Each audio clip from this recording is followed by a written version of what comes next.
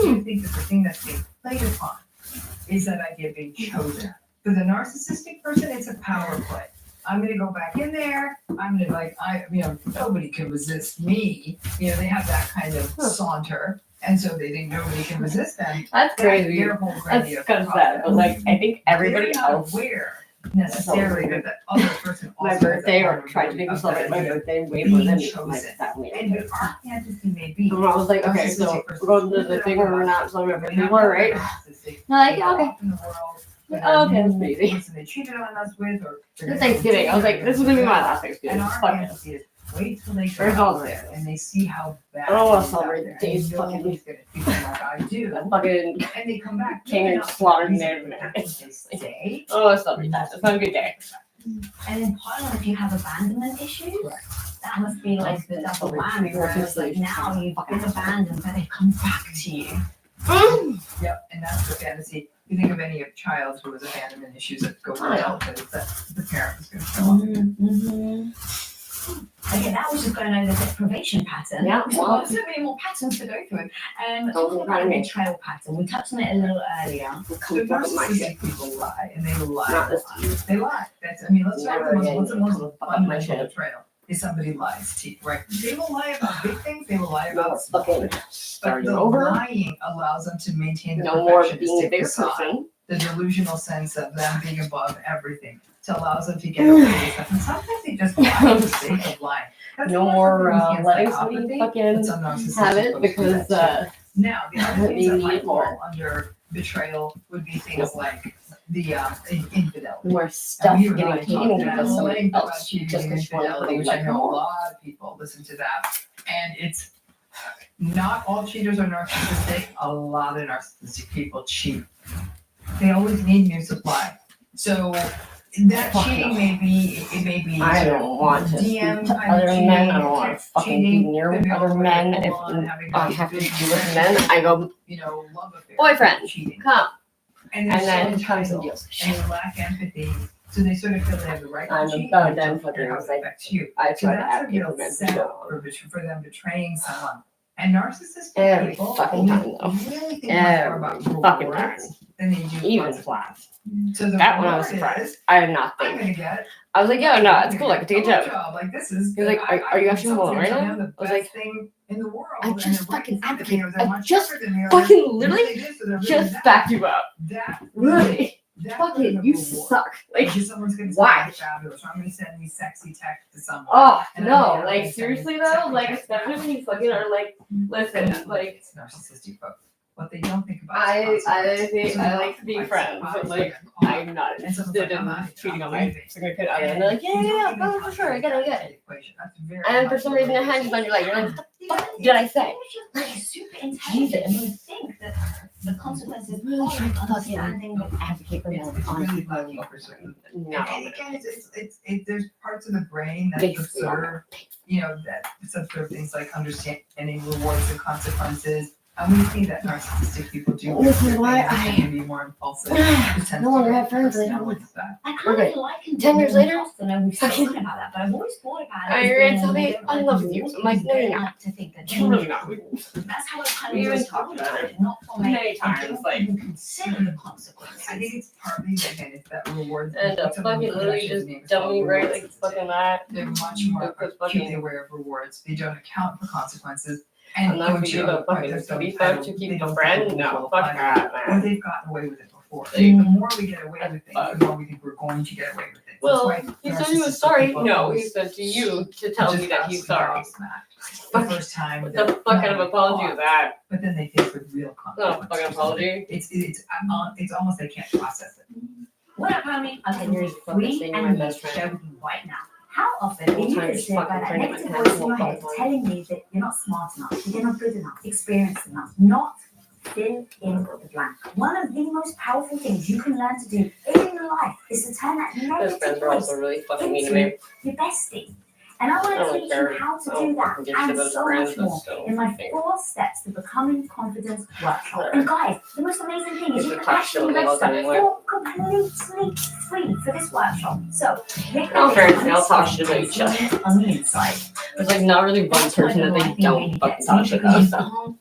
hell, like if you're just saying the words to me and you're completely lying, I don't know if you're telling the truth, and then it just means that dynamic. No, actually, wait, just tell me how are you? And so For this reason. Okay, let's not be ready for great, you know, mind game manipulation tactic to just blatantly lie to people. No one can really figure out what it is and how you're feeling or how you see things. Oh my god, quote fake tell, holy shit. Navigate that. So like if you break your brain, someone's line. In fact, let me back up. The last time when we spoke about cheating in that last episode, you talked about that one story that really hit me. Mental fucking manipulation and torture. He said he was having an affair. You're like, She I said don't know, the did that only happen? thing Is that my head? is Oh my you're god. lying to me. Do they hate about me? it. That's the only thing. No, You're they're just just saying about the women. And he still lies. The lie is its own power. Does that make sense? It's not. It's. I'm. You can't more mention people fake clever. tell. I Just probably am. get the fuck out. It's a sense of cleverness. It's the game. It's the game playing. It's the game away with something. We all need people that are told what the rules are. So you know what the rules are. If you don't know what the rules are, tell. I'm smarter than everybody I'm else. fucking I can do this. Or And I find think somebody in a who's way, getting that. like it was arousing for this person. You know, that there was a certain amount of arousal that came from this is secret. We could get caught. This is forbidden. And that by then simply I think was getting off on some of that. But and another, you know, listen, not all betrayal patterns are at the level of big lies or infidelity. Sometimes it's even betrayal over they will tell someone they're going to do something and they don't. That goes to the pattern of future faking. I had mentioned. The future faking is making a promise about a future event. No, but it's when they fucking actually do it for the other for another person. I'm going to go to therapy and I'm going to change. I've been waiting for that. You're going to move in 6 months. Right, I forgot it on my own. I Right. will be home more often once I get the promotion. My fault, my bad. I should have known. They don't go to therapy or they go to therapy or they lie I about could not afford therapy. The thing they promise doesn't happen. The future faking is what keeps people around. Future faking can be part of hoovering. I'm going to change it. Yeah, no, I should have known. To me, I totally should have known it was a tact. It was one of the last ones that he pulled. Like, wow, I was therapy. I'm like, years and years wait, what? Going back in the second I was like, wait, really? You will? Like, he's like, yeah, it's not gonna be take me the time to be with the money, but if you really think it's gonna make it better, which I don't, like, I don't know, like talking to some stranger, paying for it is gonna make it better, but. And on that next 10 years, they got. I was like, oh, okay. They had kids or whatever. And eventually when I stopped going, I'm like, oh, okay, I think your therapist just told you that maybe it's you. And that's why you don't want to go? Because then I suggested couple therapy. And he was just like, why? So we can waste more money, like waste more time or something that's fucking not gonna work? I was like, that's a betrayal. Fucking knew it. This violation of trust. And That's all this was. Like, we'll talk about it more, I'm sure, is that there's somebody in the room to fucking get the other side of the story. Or in a big ticket way. It not only hurts, Makes but it it look often fucking makes it bad. difficult for the person who was betrayed to trust anyone. Do they deliberately future fake, or is it in that moment they actually do feel sincere about it and then they just don't follow through? Eventually she knew that she said hard to say. I think it's more of a the thing that I would just go ahead and do it and not give her a hard like a time. sales tactic almost. Yeah. Yeah, actually, I've heard you said they're like the biggest salesmen. Like, It'll pay off. It'll pay off. Yeah, let's get off. I actually did kind of. Right. Okay, moving on to the next pattern is the pattern. Now I can paint my basement whatever I fucking want. Sort of classically what I can paint my basement whatever color I want. Dismissiveness, And invalidation, I finish minimization, and put all this fucking manipulation, super fucking hard ass work into it. So dismissiveness is People just come and they're like, wow, this is so fucking cool. Amazing, wow. I can't be bothered with this right now. Please, like, That's what I'm looking for, but often feel brushed away. It's interesting because if you look at, and I don't think you've talked about it on your show, about the idea. when someone was like, if you're like, yeah, it's really good. You see the one that someone said it? Like, you know what? Whatever. I don't think it applies. I think so many people in narcissistic relationships have actually been a little bit by that model. She was working with someone who said she had been in a relationship with someone who was very narcissistic. It dealt with all kinds of difficulties, had small children, all of that. and she said, I need to talk to a Gottman therapist. And the person's just going on about the 4 horsemen of the apocalypse and all this stuff. And she's like, I do that for my therapist. the therapist was not able to pick up on how much Because I don't know. she's so caught up in sort of the thing she was talking about and was missing the key dynamics. And the last one I do wrong. One thing that the Gottman folks Very talk about is this idea of turning toward. Been talking for 3 days. She felt like I tricked her. I'm like, I don't fucking. She's like, after crying. Like, I didn't say nothing. Hey, God, you're I spoke not for gonna believe 15 it. minutes. Like, look what I found in this I drawer, sat there Lisa. for like And an hour and a half. You're like, Supposed to be an and hour you're session. paying attention. What I was doing would be called a bid for attention. If you looked up and you turned toward, what Gottman's folks would argue is that's very predictive of the long-term health of a relationship. That even about something small, like I found some random piece of jewelry in a drawer that's not at all germane to that other person. Oh yeah, I'm a big thief too. I just take everything without that asking. never happens in a narcissistic relationship. Like that's the dismissiveness, right? Like you gave it to me, should I do it? And I think that the difference is that they believe you could teach it, but not when it's a narcissistic You give me person a involved. I fucking think pair of that always shoes, has to do sister. with sort of the Because you want disclaimer like, you there, because otherwise people keep sort of like moth to the flame. They just keep bashing I themselves fucking against accidentally it. thinking pocket they a can make lighter. this person they will never have that. And apparently I'm a It's thief. narcissistic Okay. relationship. Invalidation is a constant because the invalidation allows the narcissistic person to maintain power, and you just basically Go get myself you aren't a seen, bucket you later. aren't heard, you're not allowed to have express a need, you're not allowed to express a Oh, want. God. The only Oh, time you can meet your needs when you want is when it's fully You're almost done. you. And you're not meeting your need, it's just a coincidence at that point. So yours happens to be the same as theirs I at know that what moment. The manipulation is constant in all the different ways you're talking about. Manipulation really is. Them getting what they want, practically making it seem as though it's what's good for you. So that's it's constantly you're not having these straight linear communications because you're playing by 2 different sorts of rule books. Then there's the minimization. So narcissistic people are very You get too good at their nothing. own pain. You know, so when they're going through something, Fucking worst the part, worst honestly. thing that's ever happened in history.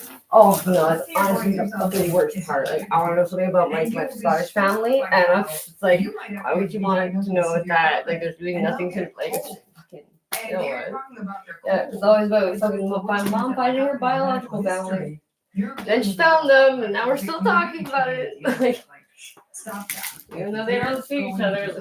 Like, Anything. you know what? Physical pain, illness, work problems, having a bad day. That's all they can focus on.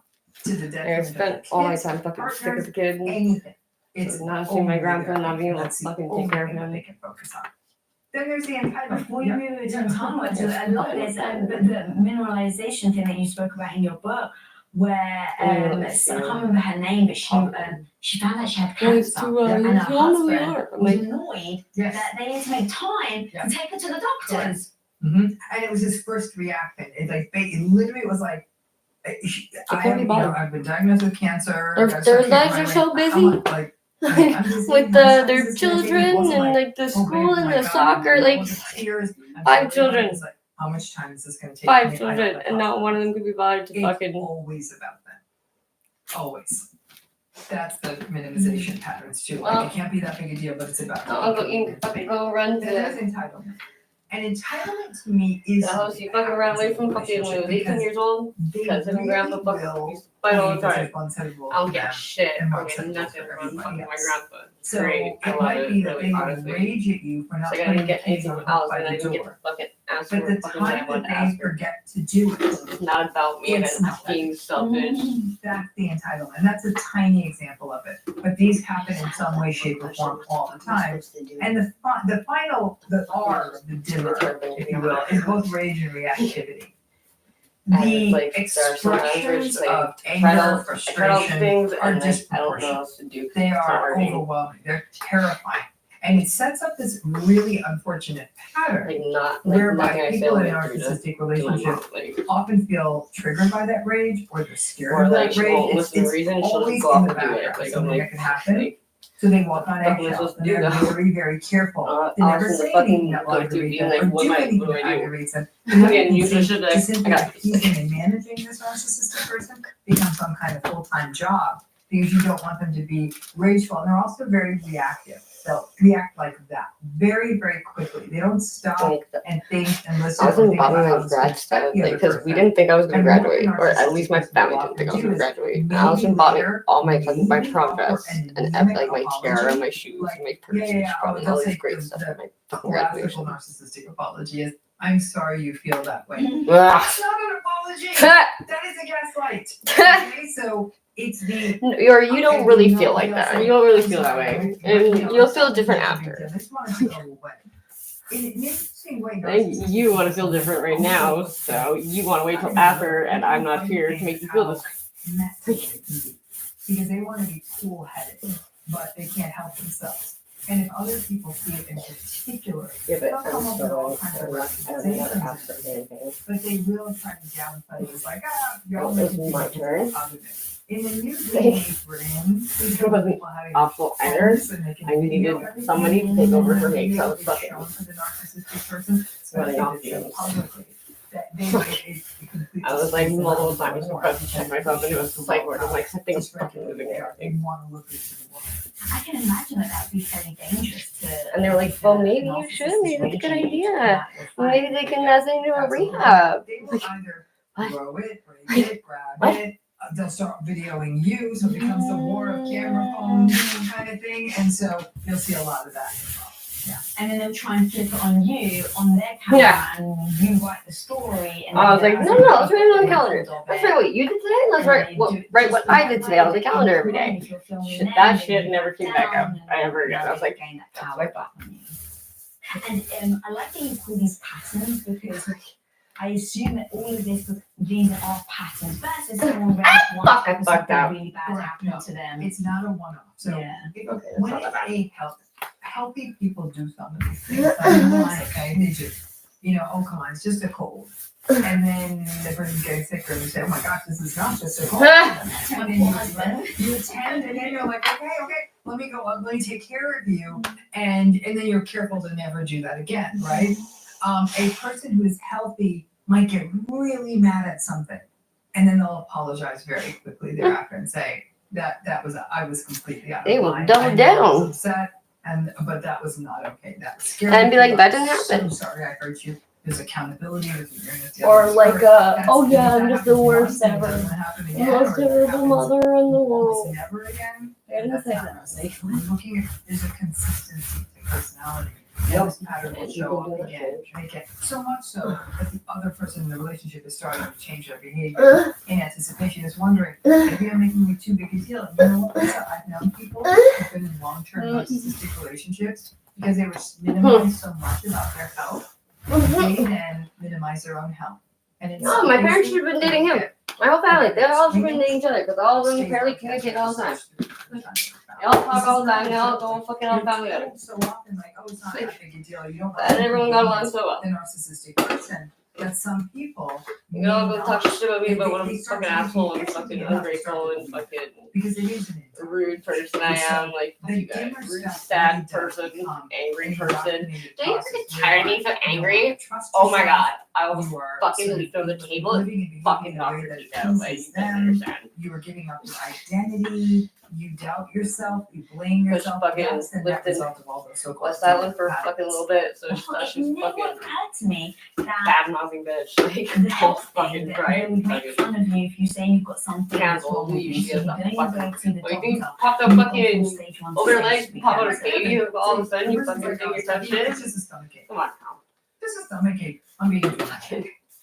I used to fucking stand up to her beliefs. It never dawned on me. I always thought of it as definitely a thing on your confidence and then just like your general health, but it never dawned on me that it would be that you then don't go and seek help for something that actually ends up being like catastrophic. Yeah, because you minimize, like because you were told so many times that's not a big deal, that's not a big deal, that's not a big deal, and then you have the symptom. And yeah, that's true. That's right. God, that's very true. So if anyone's listening right now, if you've got an ailment, like go see it. Go see a doctor immediately. And here's the thing I would say: if you're in a narcissistic relationship, don't tell them about it. They're not going to be a source of support to you. So if you're feeling something that doesn't feel right, talk to a friend, go right to your doctor if you have no one to talk to, but get the help. Just don't tell them because they ain't gonna help you anyhow. Yeah. Thank you for that. Agreed. I'd like to move on to the domination pattern now. Yeah. So the domination patterns are the things that allow them to maintain control. And I think most noteworthy here are things like rage, right? And I've made that part of dimmer, but it's really that sense of I hold the power. I can control you now. Yeah, but like, I know my family is people. It's like fucking actually domination patterns, though, getting their shit together. Like, and they're not doing it for a reason. Like, usually at times of hardship, we kind of like band together and we work a lot better with each other. We become a lot closer when shit goes bad, but this time it was just like, let's all pretend like this never happened and we're gonna ignore it and try to push these things down with endless methods. Almost like, really, like I kind of fucking need a funeral for this. Like, to sign off on never thought I'd do that, but maybe I had my own little kind of get funerals a little bit now. My credit card, but I wasn't paying attention to the rest of it. So many women are socialized to not feel confident with money, to not know how money works. If there's only one thing I wish everyone was forced to do, is take a deep financial class, because that's where people get stuck. And when someone's like, I'll take care of this headache, it feels like they're being helpful.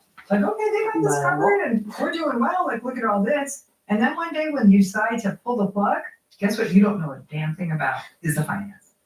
Do they normally do that tactic thing as a nice thing of like, oh, I'll take it off your hands? Sell it as a nice thing. Interesting. Why that specifically? I work in this area. Like, I know this stuff. I've been doing this for a long time. Or, I'm always like watching the stock market, this and that. Or especially if they have any kind of thing in business, right? That is often where that will happen. It doesn't happen every time, but that financial domination. And it doesn't look like that. Somebody saying, I'll take care of this. It feels so helpful, but they're running the show and everything. And where the first time people might see it is if they ever even stop to think and say, oh, what do our investments look like? Let's say they're watching a show like this, right? They're watching us and say, let me ask about the finances. And I would almost guarantee that a narcissistic person's like, why didn't you just, what, don't you trust me? Yeah. Like look how well we're living. I'm managing the finances for you. Like, why would you need to see that? You're not going to understand it. And if you push it, they will get rid. And in this tactic, because there's so many different ways that we've spoken about already, where it's like they'll be a little forceful, money, manipulative. Obviously, this is a manipulation tactic on their part. This is a game they're playing for them to be able to take control. But it's interesting that they're nice. Are we alive and breathing? Is it so that you actually do know your guard and you're like, okay, this is the thing that they're manipulation. If we don't easily get a meal from our friends. A malignant narcissist might pull that. Like, you don't know anything. You stay away from this money stuff. That's a different. But we don't need to do that because we can go fucking work. Like, I don't get that. I've never, and young people, I don't have this problem. If I need money, I go get a job. But there are times where also, I don't really need money. Not because I'm a fucking gooch. Literally just because I don't want anything. Like, I don't want stuff. And it's like, oh, it's just a business, just that. No, it's not. It's really not. It makes my life so much, like, less complicated and frustrating. Try.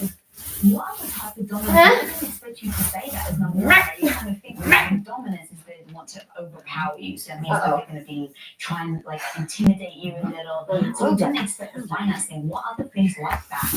Maybe not even see it as a dominance pattern. I don't say fucking Pepto-Bismol. I think another domination pattern we'll see is that there is the. And this is probably more embedded in the gaslighting pattern is they'll always be hanging up. It's almost like it's hanging so far off in the distance you don't see it, but you know they'll bring it out. So anytime you bring up any sort of like the relationship isn't going the way you want, or you really want to talk some things out, or anything. Oh God, turns into a fucking panic attack every time. This relationship, maybe we should call it quits. That ability to have in your back pocket, it's your thing.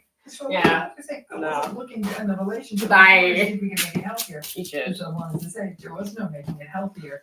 You trying to create more accountability was them saying, I can't be bothered. What we did is, I can't be bothered. But they're very, very careful to make sure, because narcissistic people are kind of Never their fault. what we call rejection. Nothing that was bad is ever because of them. Abandonment stuff. And if it was because of them, it's because someone else made them like that. Like, fucking so bullshit. You don't want to be in that, Fucking egg. especially if it's a long-term committed relationship. Most people aren't looking to get out. That's what happens when You you know, they fucking just want to have a surrender to the higher power because they don't want domination. I don't know what happens. A whole fucking It's nothing. just a silent treatment, the form of domination. You don't think of that as a form of domination, but it is. Good for you not to make you fucking sober. God did not make you drink. This person is going to withdraw. You made you drink. God will not sit on top of you and be like, oh my. You want to break through it. So before long, we're doing anything they're asking us to do Jesus Christ. to get them to start talking. I get it. So it's kind of like taking all the consequences of you speaking up, taking action, standing up for yourself, and then creating a consequence that they know if you not want. So that any type of silent treatment is, Oh, yeah. bring this up, I'm going to be silent. Oh, at least in my family. Because to you, maybe silence Okay, need means one thing being here. ignored, Need not to say meaning for having much meaning in the world. So they're using these Fucking talk tactics. to camera. Very interesting. And vice versa. They can fucking figure out how to That's a get, tricky one to put kind it of in so you navigate. do something. Like, or you guys could just fucking ask. The ones where she's in a house together with their kids. And the fucking one we had a bar. session, so So we're not you like to convince me almost to forced do me to something. silent treatment. He Usually I do literally it. wasn't speaking. Show up to dinner, say nothing. Like, and somehow coordination was happening and all of that, but you feel like you're losing your mind. Oh yeah. It's passive aggressive. Oh no. It's meant to be, I was- and yet to the I was world, ready to it's go. conflictual. As soon as my dog was gone, I The world was doesn't seem to ready be to go. experiencing each other. If that was me the rest of my life, nah. Yeah, which makes it even Might as worse well because fucking going back to then the gaslighting and like Spare going me all the crazy, fucking messing with how you feel with things, fighting and and now just gets even more confusing. just becoming a more mean Alright, now I'd love person. to move on to the disagreeable pattern. That's how Because like I'm okay with dealing with life's not fair. Like at a certain point, it's not that it's not fair. It's that someone's potentially getting in the way and making sure that I never succeed because they feel a certain way about it. Like fuck that. Fresh air, freedom. This is already therapy. He's so crazy. never wrestle with a pig. You end up dirty and the pig likes it. Yes. That's an old quote. And disagreeableness is. I was actually a director. Fucking Dainer123. DAENIER. I became a director in Because they love a fight. And they don't 2007. They are able to get in there and they can, again, it's Lonely a Girl domination 15. too, right? So it plays on that need for that. The wine cone. That was pretty pretty good.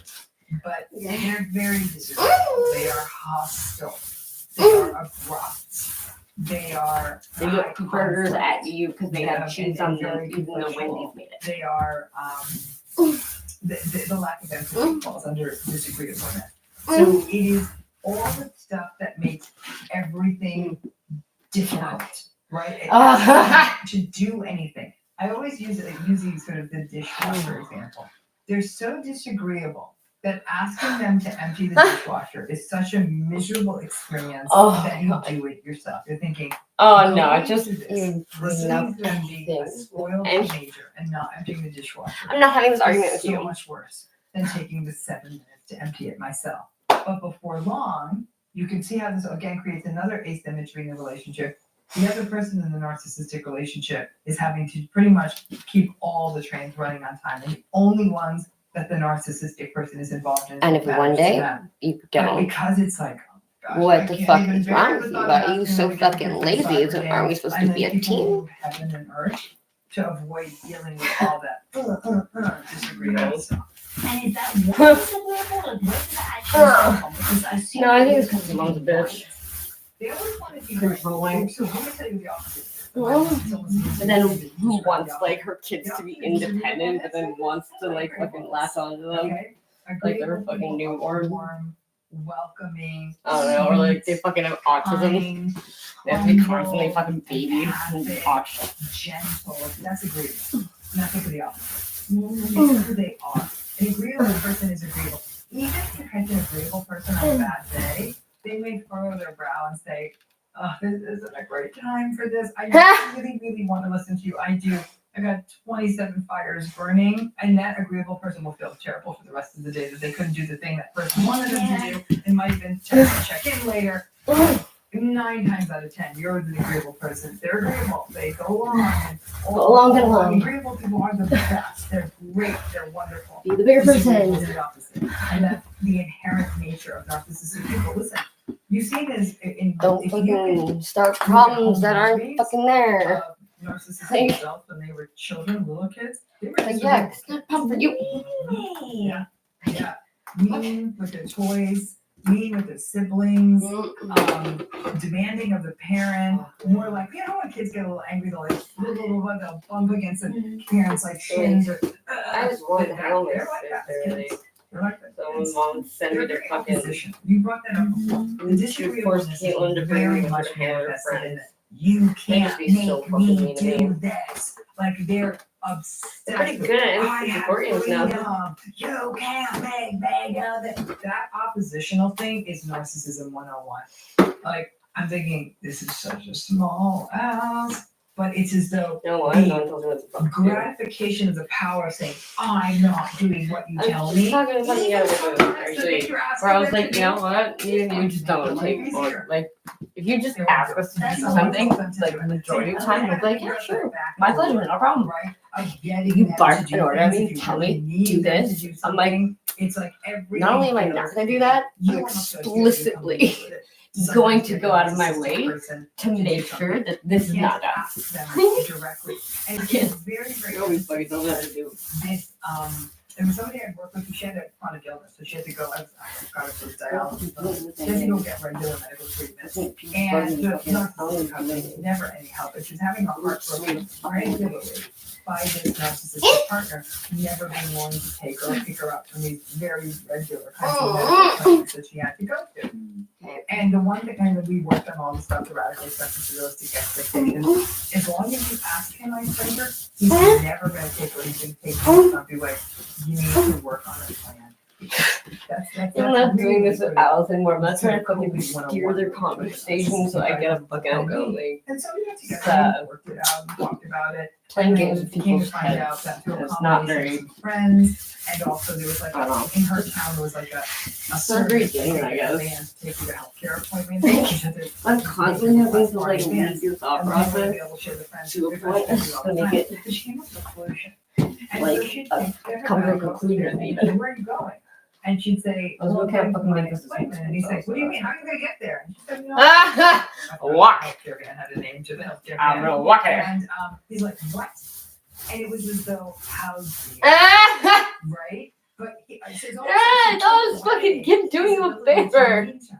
That's hilarious. And she said it felt so good to not ever have to rely on it. Great. Good for you. That's how people cope. I fucking get that. There's no version of this where she was going to convince him to not be a jerk whenever she asked for her ride. Oh, anything. What would you do in a situation where you even said you go the back door? That's kind of her saying, I'm just not going to allow him to be the mechanism in which I need something from him, so I'm going to solve it. But what about, I need something to take but I don't want him to be mean about it. What's the backdoor possibility there? There's no way of making his ego big that makes him feel good about in the short term. So if it's or start live streaming, that works really good. Actually, you might be able to like fluff them for start live streaming. You know, like you're the best. And, oh my gosh! And makes it so that it's a walk in. Goes, are you on camera? Like, yeah, obviously, like usual. It goes way out the toll. Okay, inauthentic and telling this person who's screening you how great they are. And it's just like eventually got bored again. Then you know, ask this person to do this. I was like, do this, I don't do care. this. And And then sometimes you just gotta say they're gonna. Again, is there a version where when you ask them directly to do something, like, oh, every so often you did you do this? Did you do this? That's like you're asking, like you already know that I did. Like, or it's the. Sometimes you're like, I'm just going to tolerate their rage. They have to. No, never. Like, I have no choice. And so you go in and the thing you're doing is so important to you that you tolerate the rape. That's radical acceptance. Because what people want is they want the version where the narcissistic. I don't deserve like fucking whole fucking lot of things, but oh fucking that shit. So we've touched upon it, but I'd really love to go through the narcissistic relationship cycle that you break down in your books. I think that understanding the cycle with everything you just laid out, the patterns can be really valuable. So you mentioned it earlier, but you say love bombing. Cooperate. Talking about the love bombing stage, and then in the book you also lay out after the love bombing stage between, I think you say was it 3 weeks to like 6 months? That's when then the degradation starts happening. Right. Yes. Right. So the love bombing, and everyone's talking about love bombing these days, right? In classical description of love bombing, it's usually a grandiose narcissist. Headbutt the wall. Comes in strong. They're charming, they're charismatic, they're attractive, they might be successful, they may be very confident, they pay a lot of attention to you, there's lots of attentive text messages. Anal retentive. They make the plans, they take you to their new restaurant, you go on a vacation quickly. It's all the things. It's exciting, right? And it oftentimes, especially if it's a counterbalance to your prior relationship. So let's say you were in a relationship where your partner wasn't attentive, or they didn't have a lot of resources. Now all of a sudden you're being whisked out to this and that restaurant, or you're going on this and that trip. It feels like such a difference. Or their old partner didn't respond a lot like that. And this person's always, good morning, my darling, and all this other stuff. It is very, very seductive. And because it's almost perfect, it's a period of idealization. And they idealize you too at that point. They'll say I never dreamed this could happen. You're the best thing that ever happened to me. You're amazing. People want to hear that, especially if you had a history of relationships where that didn't happen, if you had a childhood where you didn't feel seen. All of that combines to that sense of sort of this mutual idealization. Everyone's putting each other on pedestals. Pedestals are dangerous because they always fall off. I always say you don't ever want to be put on or put someone else on a pedestal. And so this goes on for a while, long enough to indoctrinate someone, just like you would into a cult, right? Cults are super fun in the beginning, right? And then it all falls apart. So it's very much it's a seduction, it's idealization, it's also an indoctrination. It's the fairy tale.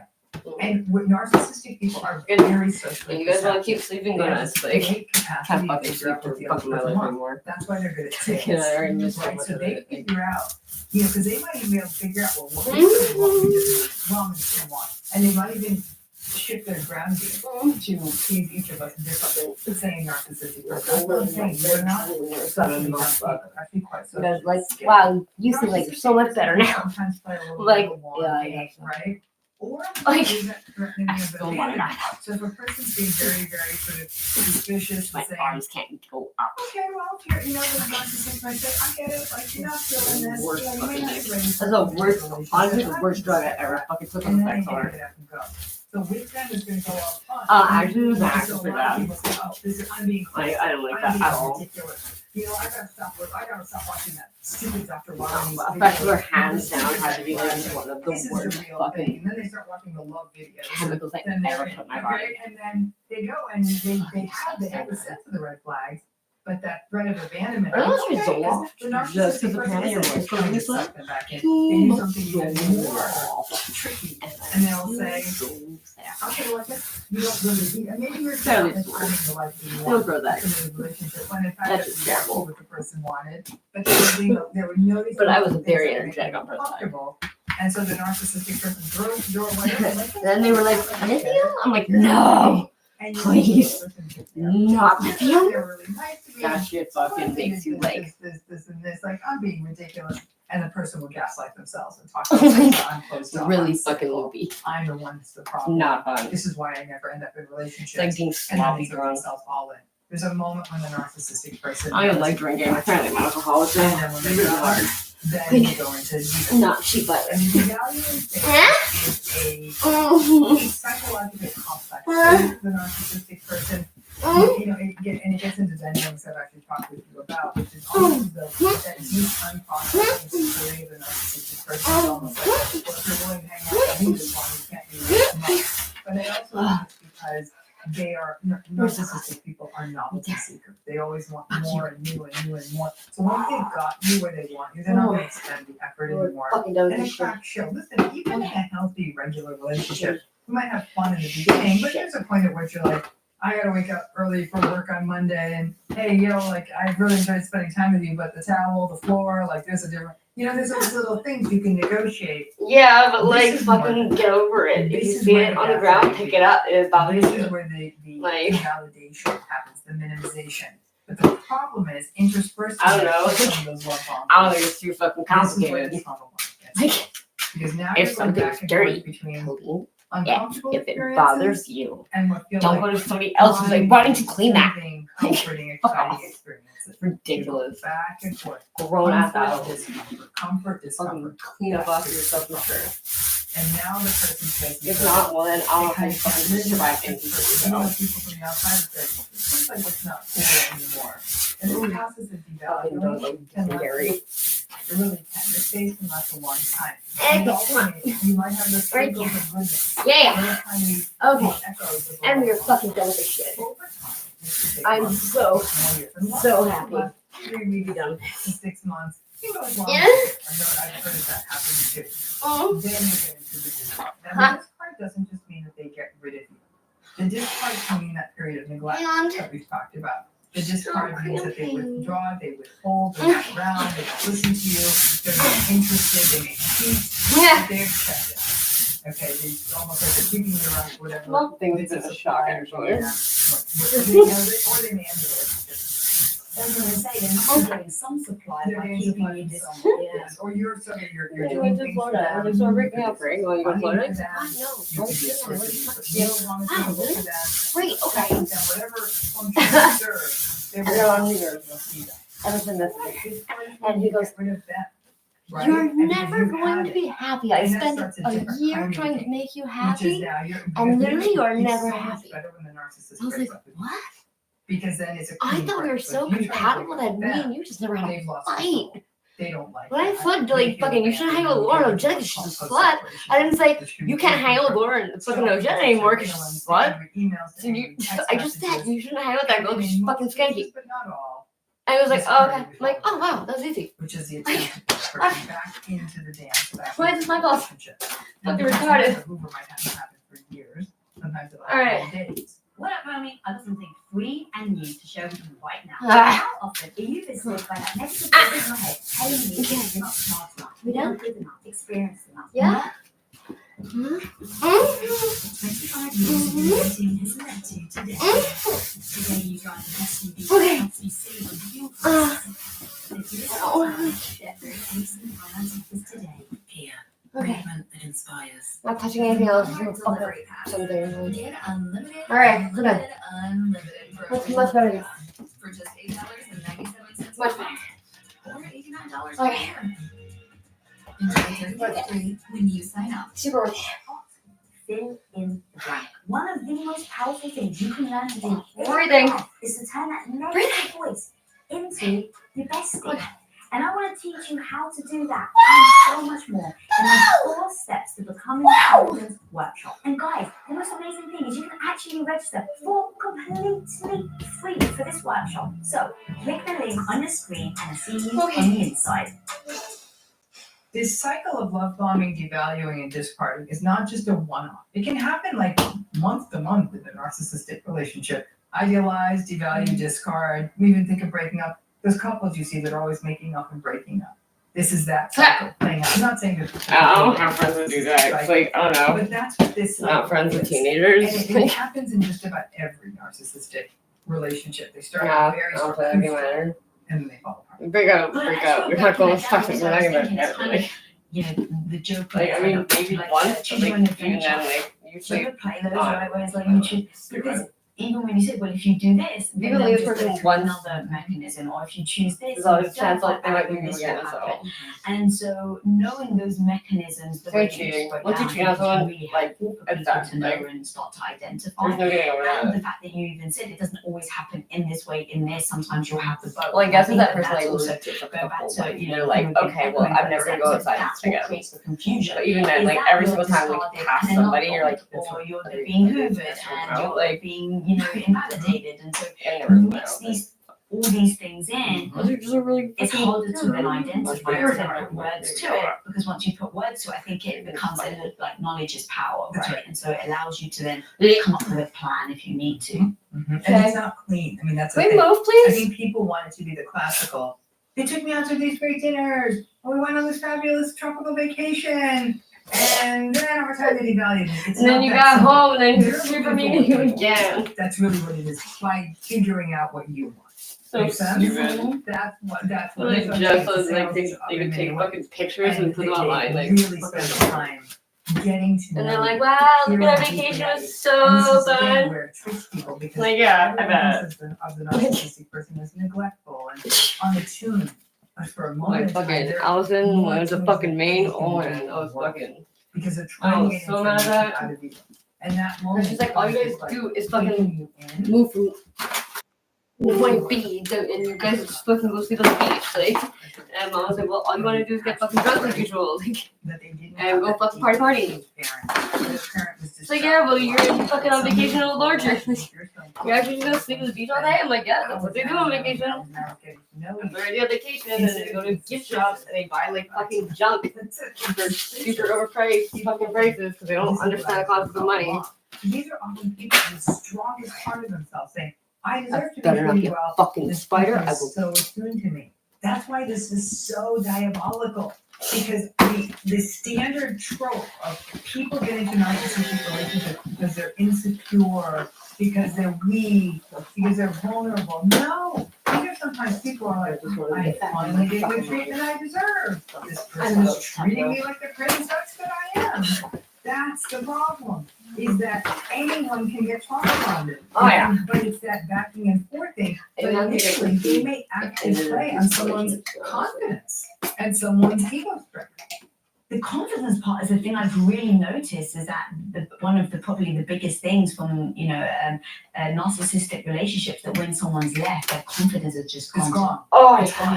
It might have been there once upon a time. Right. No, I was telling shit. I have met folks who said, Oh my god, the first time I stood up for myself again. Oh my god.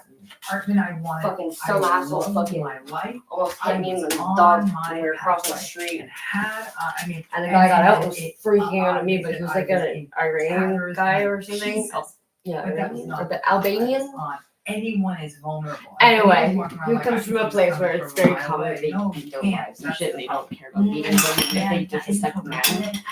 And I was just like, are you fucking retarded? You fucking don't have a flasher on, you're in the fucking residential neighborhood, you fucking just like literally cut fucking in the corner, and you almost fucking hit me. And he was coming after me to fucking use it, and fucking Cameron did that. And then if they threaten to leave you, they're like tapping into that. I was just like, I did not even fucking do that. They're leaving you in pieces. You don't have that. Maybe so fucking mad. What's What's wrong with you? Why are you fucking getting me into fights? I was like, are you serious? Like this is why I don't want you to fucking get involved, so I could fucking handle that myself. So he was about to beat you up. I was like, yeah, okay. Better fucking do it. Like, make sure you fucking get me fucking down good, because holy shit, if I get up, you better fucking run. What if they change for the next person? What if they go on to their best life? And I'm left here in all these pieces, wondering and a mess. Because I would literally fucking take my teeth and rip off men's testicles. Yeah, you don't expect that in a fight. It's crazy. A little bit. This person is never going to change. They're going to be this person for the next person. It's called a vice grip. That person isn't you. Does that make sense? They're different. It's amazing how fucking fast they go. They're a different person. And he doesn't know what to do. I'm It's really bad. Likes being in a narcissistic relationship, but I do think that there are people out there who. You're like a man, you're like fucking 3 times my fucking size. And yeah, I'm sorry, I'm not gonna be They may be looking for different. like fighting a street fight. Sorry. You're fucking scratching eyeballs, fucking biting. Very narcissistic person. I'm gonna be fucking grabbing testicles and ripping them off her body. Nice person. Like, not gonna pick on me. But the new person is so superficial. I don't know if the new person is narcissistic. The new person is so superficial that they are not It's almost as though the superficial stuff's enough for that person. So let's Yeah, say you're but- a person who wants a connection. You want connection, You know what? empathy, and closeness, and all that I've seen stuff, a right? lot of people at the end of And their obviously, life. the narcissistic person is absolutely, you're constantly, why aren't you spending time and you're trying to communicate with them? And it's all a And mess. it's like And it's they- always there, and honestly. They end up, and they find You're just like, right? well, they're ungrateful. Like, Their new source of again. supply, let's say, is again someone I very pay for like to have a nurse, and whatever, and pay to have superficial. like an Maybe escort not come even and like narcissistic, fucking. I was just like, superficial and just these people cares like just how they look to the Joanne, world. she fucking her And church choir that- came, her that choir group narcissistic came, person almost kind and of like my mom was sitting there working painting her for them. nails and whatever, Because and it's they're like, all oh, superficial. It's all a okay, relationship like. of Instagram Well, we'll pray posts for you and we'll go because like you my know, mom was there look obviously. Look what they My mom was got. my I mean, mom, all- so what I'm saying is I was that probably sitting there flickering like, you're not that superficial. like so they person. fucking laughed and I've they been were able like, to we'll keep pray it for that you, superficial, and they walk out. My and mom the was like, relationship would have worked. and, Is that and who my you aunt are? was just like, No. that was the The who fucking you last are thing I could wanted not right have now. worked with this. Like I thought Are I'd there feel some better when they people got who here, but make like it work? that kind of made me Everyone's really different, so upset. My everybody mom was has like, a yeah, strength, I can right? understand why So that they would may make you upset. make it Like work, but fucking it's fuck your not purse, your- your it's fuck not a purse better yourself life. if they don't do me no Because fucking that not, good. could not They be did what not you do were that having good. with She's that dead. because you wanted something more. And I think a lot And of just people before are she like, goes, he's Greg too lets her much know, out. oh yeah, by the way, Let's I'm sit leaving. connected. I'm cheating on you, I'm leaving you. Bye. This is the base model, folks. Like, that's it. That's what you want. Like, being content with, you know, a picture of the The only person that fucking was there for is her not, you know, like for some person that might be enough, and if the narcissistic person finds that hollow person. I would ask to help Christmas they dinner, and she's like, actually no, work no, for the that's long okay. term. So my mom would always That do can dishes. be, and that's that plays Just a away lot. from everybody else. You know, I in enjoy a this way, awful and going dinner. back to your benching, Lisa, some people in And my mom was the narcissistic only one there relationships at do the their end own of her. form of benching, which Kids is both hated her. I don't want this Her person daughters were out both like there fucking to insult go meet lesbians. the person to go, because here's the other fear too, is that you My mom was like, you want to go? And she was like, not really. narcissistic person, My right? mom was like, okay, And I can stay with you. I'm not going to do the open for shit. them. You're like, are you kidding me? Right? And so there's a sense of some people like, I don't even want to let this person go because I don't want to let You'll the feel it. narcissist go You'll because I feel that know they're empty going to go spot. off and meet someone else. It is so strong. That's so powerful. So strong. Like when I think about, you do that, right? You look at the other You do. they're making it work, they're like, let something go, and you start to remember the one thing that it's good, you've mentioned it many times, like euphoric recall, where you're going back and you're like, but that one moment, and the part that was missing for me that just fit in like beautifully, like the puzzle pieces, they may find someone that I guess doesn't my like being parents used to think superficial, that, like, and so like I just it was ridiculous. Like they were kind of for me, but right now, to be honest with you. And like I'm obviously like nothing ultimate factor. What just my family together. So it's kind of like the way I was what was keeping my family together. Being Just is fucking Instagram boyfriends, girlfriends. They're really good at that. Like they like the show. Not always, but much of the time. So if they're meeting somebody, that's all they want. That's probably good. as it turns out. Oh my God, this has been a It's freaking fucking- masterclass. Guys, if you Stop want out, to little subscribe fucking- for more of these amazing videos, go Motherfucking wait, consider these things. Please, oh, please, I beseech you.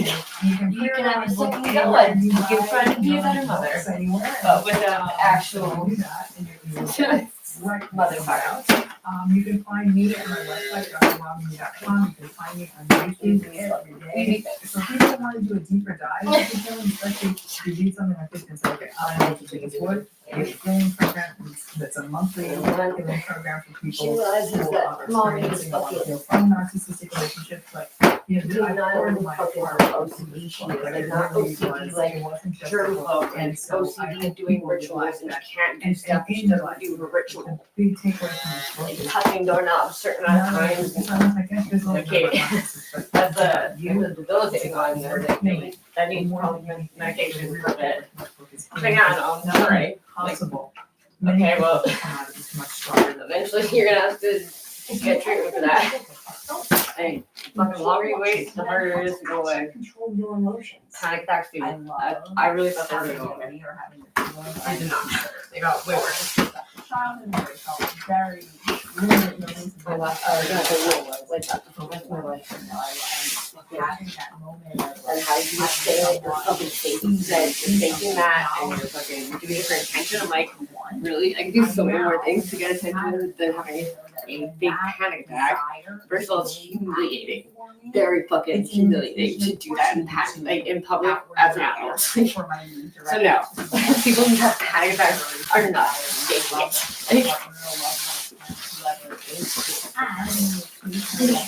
The more I fucking try to calm myself down, the worse I get. Multitude of reasons why someone might not be able to or choose to show up for me in that moment. I now have the opportunity to know it as a marker that I can provide that to myself. Because again, going back to that normal, distraction. Get out of the situation immediately. Just go somewhere. Grab someone who knows what is happening to you, and then just get them to take it. I've seen people doing series of taps on their face.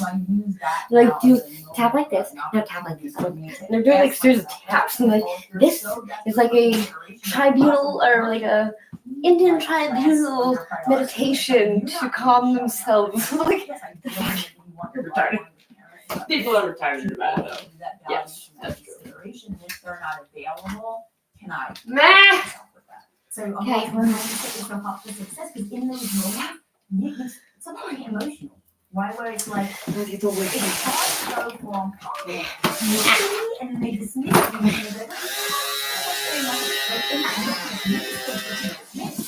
And so how do you go to them right now and feeling dismissed, like it's really really fun. How do you process that? And you have to something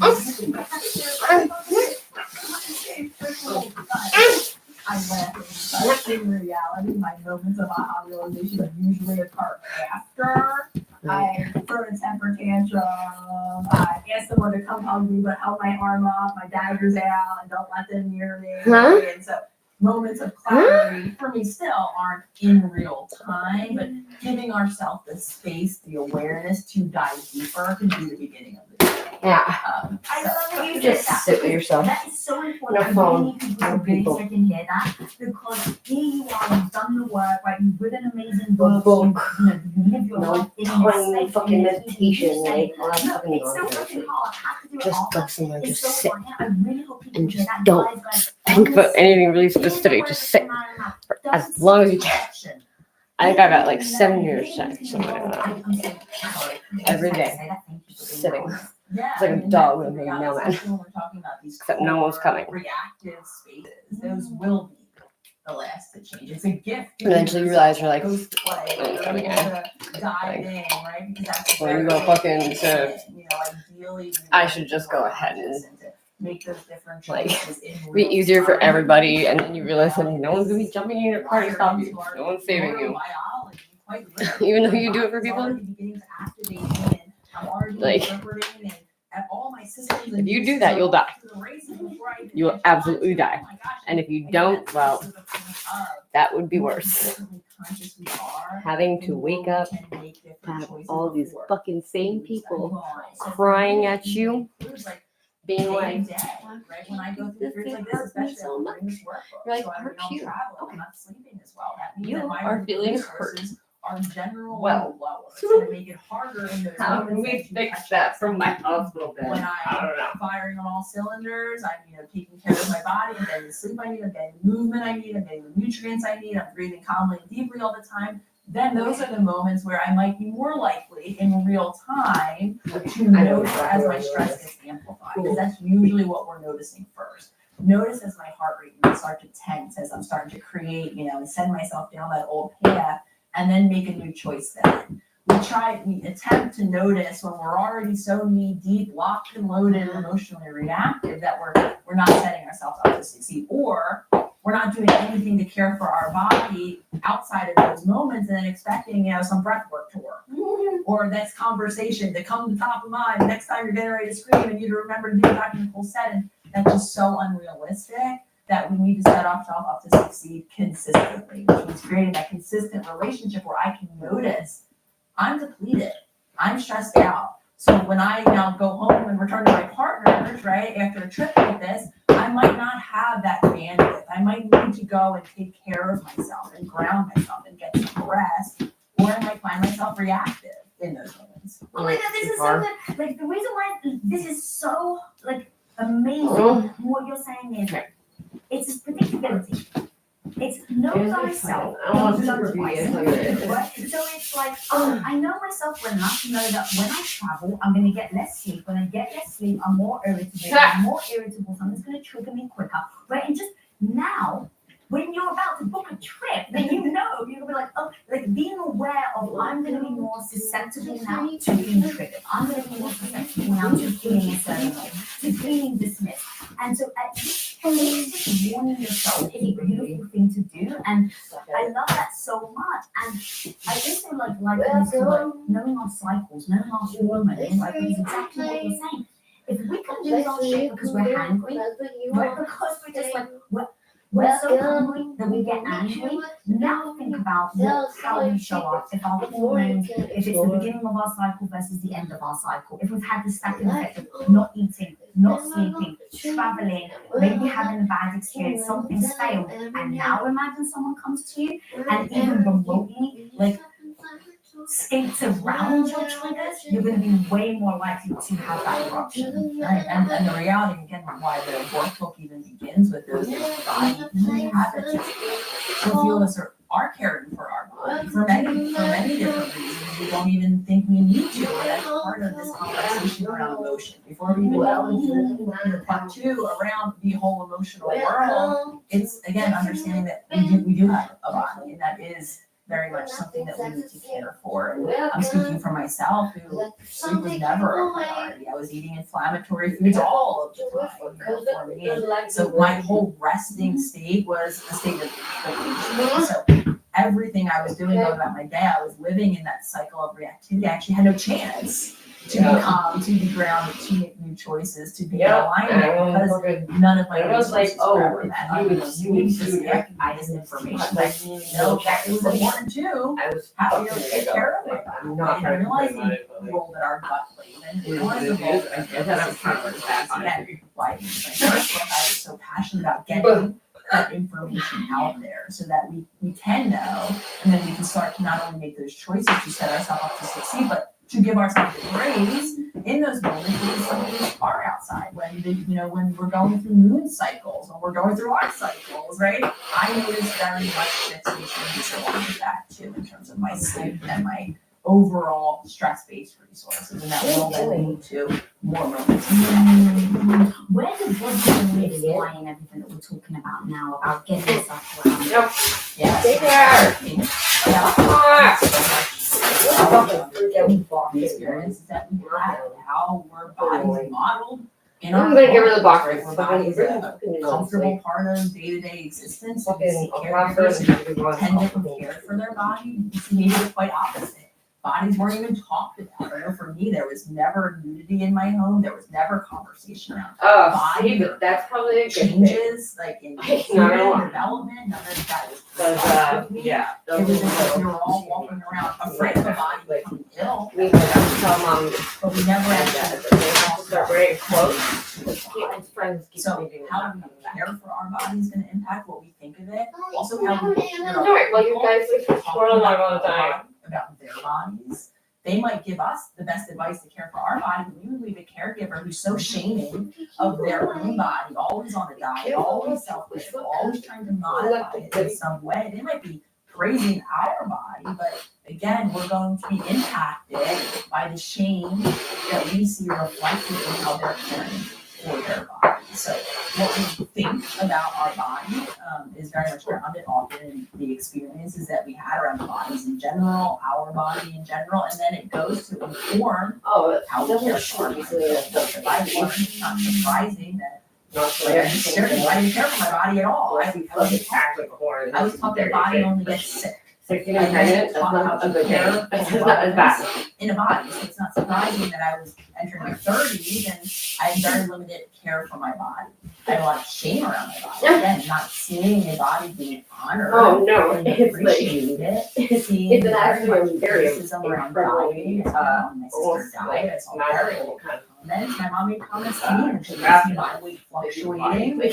So not only was I disconnected from my body, every time we needed to about adapt so we don't die off. shameful and all of this came from how I saw bodies related tended to how I experienced my own body in relationship with those. Wow, how old? But it's not for everybody. You don't need to share that shit My anyway. entire life, my mom So it's if you send me a private, but they call them your private conditioning question. she saw from her Supposed to be mother was always private. commenting. Interestingly And enough, then it's very not confusing. for Is why she so everybody. quickly, the sex when I, gained weight or whatever it might be and comment on that, she would just as quickly then too comment on not taking seconds at dinner.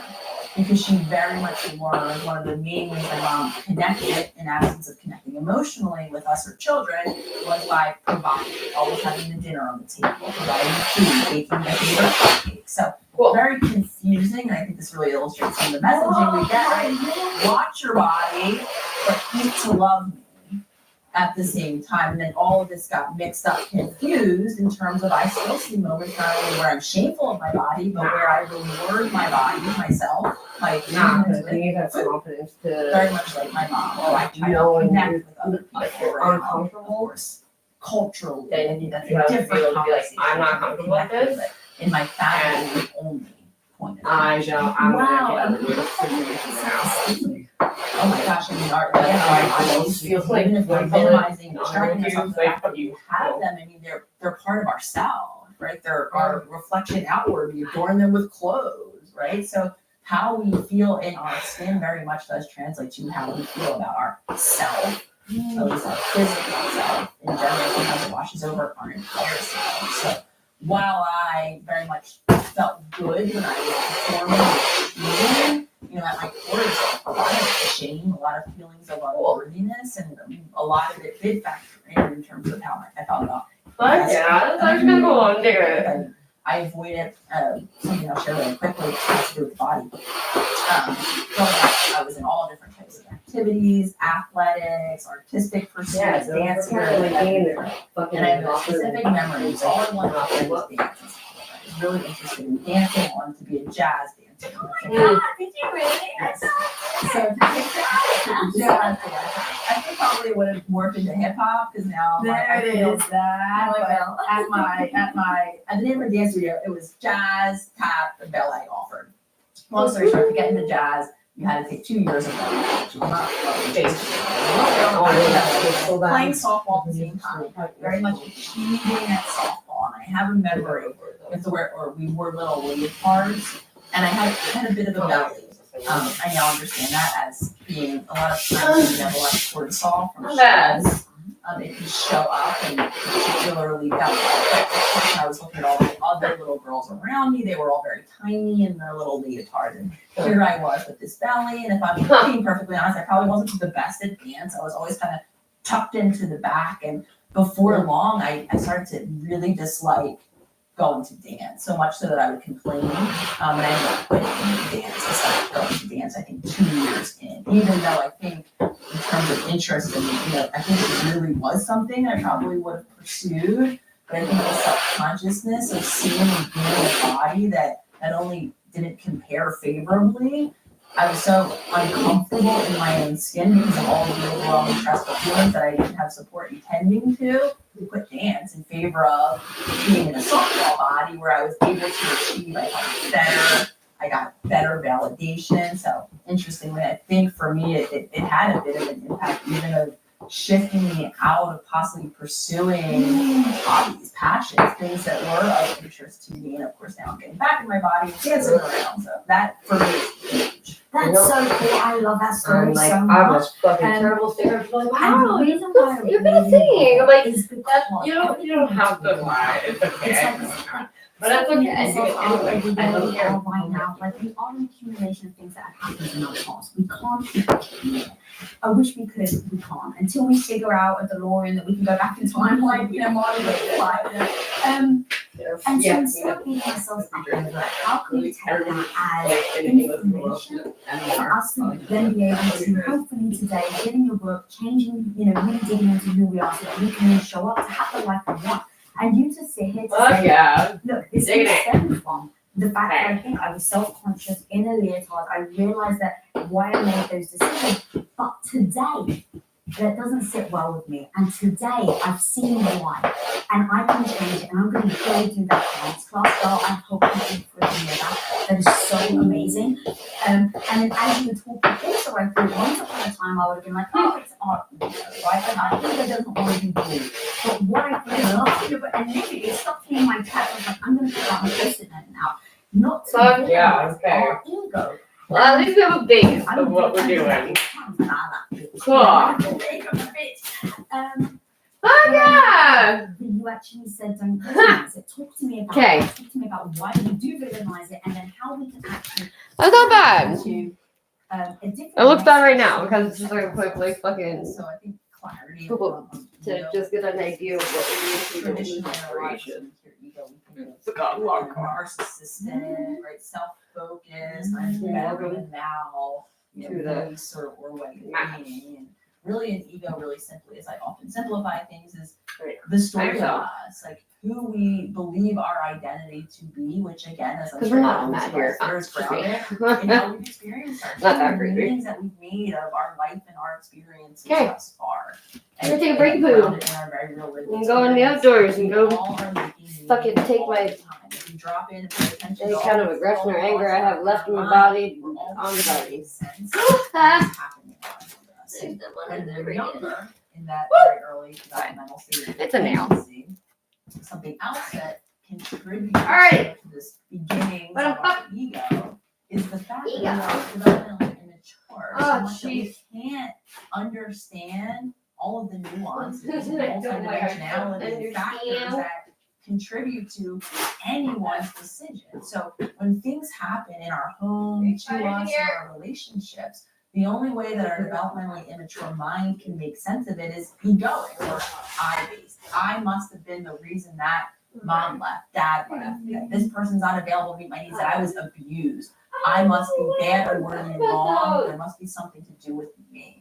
It gives us a bit of control. And again, we don't have the ability to zoom out. We don't have the maturity to be in a relationship and know all of the different factors that contribute to why we do things. Sometimes we don't even know what we do. We can only assume it's us. Dude, you're sorry to interrupt you. Holy smoke, that is like a massive aha moment. We don't have. This is so powerful, oh my god. So, okay, so if I understand it, you're saying, hey, look, as kids, we just need the meaning. Otherwise, it's just utter discomfort. We need to be grounded. So, as a kid, you can't put all these things into place. So, it's actually a defense mechanism for us to say it's us. That elo, which comes from the Greek word me, I, right? So, if the ego elo, it just gives me an answer to find some grounding so that I don't feel dysregulated. But it's in that we've now identified it's us that then leads into our adulthood that makes it think it's about us. Gives us control too, right? Because if I can just not be bad in that way, maybe dad'll come back. Maybe mom will stay. Maybe I won't get yelled at, screamed at, abused. Right? It gives us that semblance too of understanding, meaning, and control. It gives us something to do about it, right? And then now I can adapt. Now I can change myself. Now I can just show up. Right? For me, seeing a very stressed out household, there was only so much that the parents could take. So I felt that. I felt the complete overwhelm all the time. So I started to share less and less about me out of concern that it would stress the system, because that was the experience that I had, right? So I squash part of me. I assume that I'm, the straw that broke the camel's back every time. So if I just limit, and then I became described in my family as shy, secretive, Nicole never tells us anything. Nothing ever bothers Nicole. All that was so far from the truth. But if I feel like I'm causing or contributing at least to this overwhelm that's completely destabilizing me, I can just stop causing it. Or I can bring less of me to that table. So back to ego, what then happens over time, because we love to be right, because we also then have a part of our brain that colludes with this whole process called the reticular activating system, that to deal with the seemingly endless amount of stimuli that we just can't physically take in as a human being, we are always filtering and determining what is a personal relevance. And what's a personal relevance are our deep-rooted beliefs, who we think we are. We love to be able to confirm those. So before we know it, outside of our awareness, we believe everything from our existence that challenges our identity. We continue to operate based on the story of who we think we are. It's why nothing bothers at all.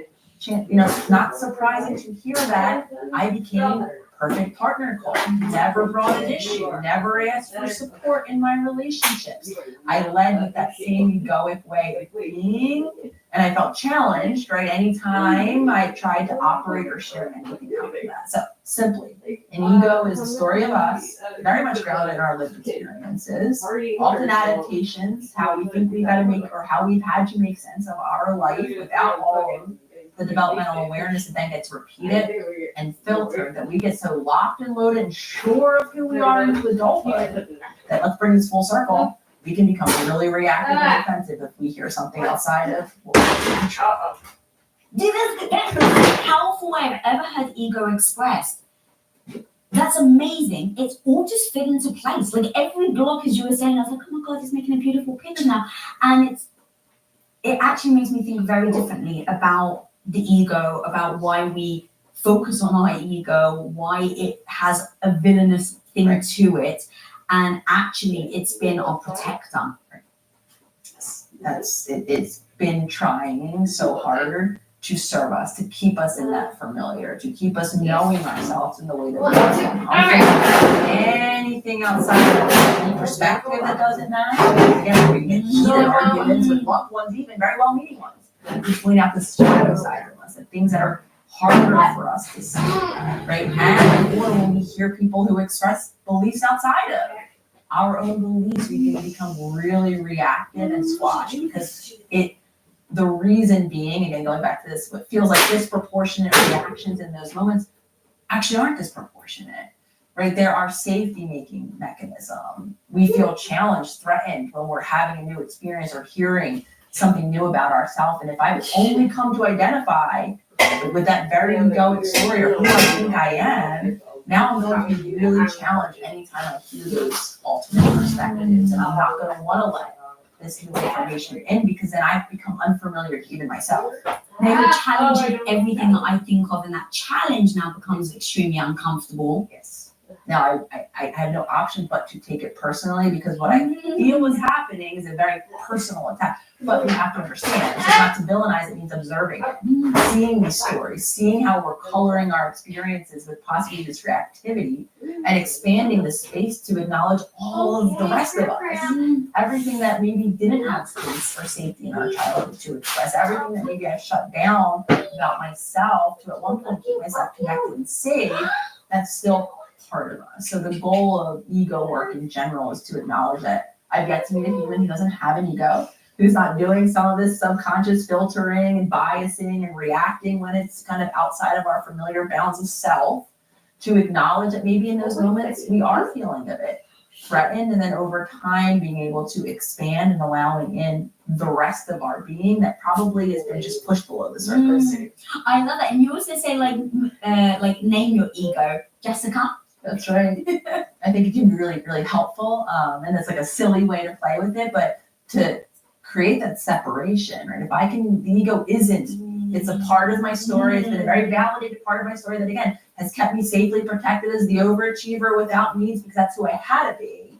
So thank you, Jessica, for your service. And I think sometimes acknowledging when that voice is active by calling it Jessica's voice can be the beginning of that separation. Jessica is part of my story, has played a protective role in my story, but Jessica isn't who Nicole is. There's much more to Nicole. So I invite anyone listening to not only observe their ego, anytime we think anytime we're having thoughts that are very much kind of about me, who I think I am, what my place is in the world, pay attention to how repetitive and habitual those stories are. That might be the voice of that ego. And if you would like to give your ego a name, again, I think that can help create that separation, maybe even add a bit of humor, which I think helps on all of our journeys when the ego comes alive, getting like, oh, Jessica, that's what I really like about it. And obviously, you know, people are talking about like alter egos, but I've never really thought about it in this realm as a way to help yourself get over triggers, get over emotional issues, get over trauma. Like I've never really thought. I've always thought of like, you know, alter ego like Sasha Fierce, right? It's like, and it's like me with my hair. It's like I don't always have my hair like this, but it's my way of showing up. But I've never thought of ego as being like that. Like when you have something that it stings or maybe it shows up, it's like, you know, like having that kind of like your mate where it's like, it's her, but it doesn't mean that it's me. Because I think when we think of it as being, this is who I am, it can like really like create knots and explain to me actually what that's doing to us. I think what you're describing is kind of constriction, limitation.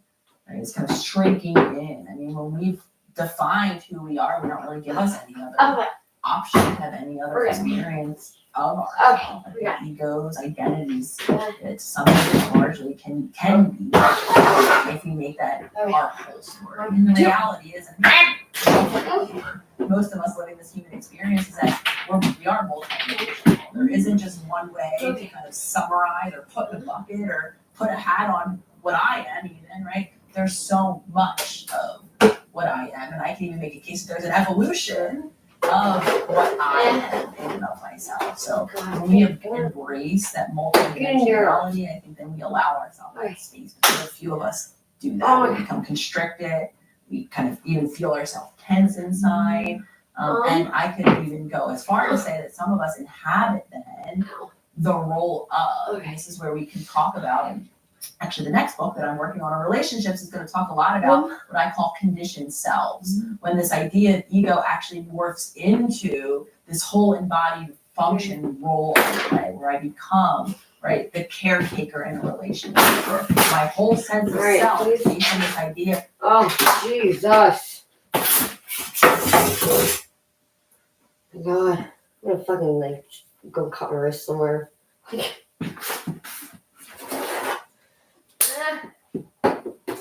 I didn't realize that fucking too much of saying, hey, you're really mature for your age. You're like, oh, this is a compliment. It's not a compliment, it was exactly what I want a compliment. Oh my god, Snake. Please? Oh, that'll work. Yeah, we're good. Please. Oh, okay. Fucking asshole. Okay, please. Cooperate. Fuck.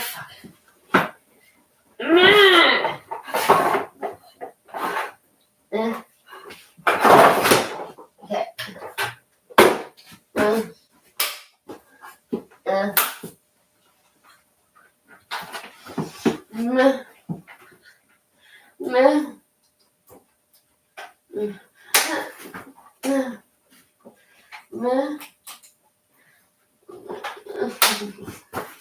Oh my god, we're done. Okay, we're fine. Come on. Okay. Oh, we put that. Aha. We can do it. Oh. Woohoo. You're gonna read all this stuff. You got me wrong. You stop this one. I can't do. You see Rio, I see jail. I never want to spread your way to stop your way to glory. No.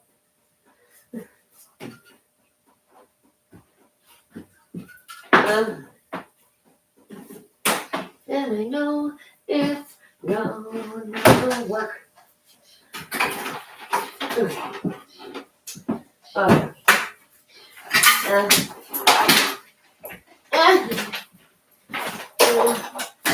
Okay. Yep. Alert. Everything's good. Fall. Yep. Okay.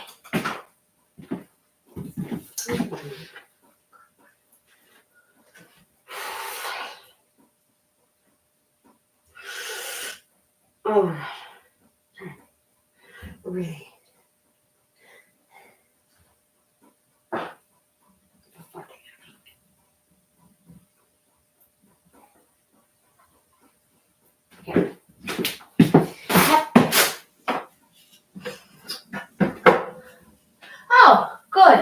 Okay, I thought I left it aside. I would have fucking moved around, freaking out, like ever.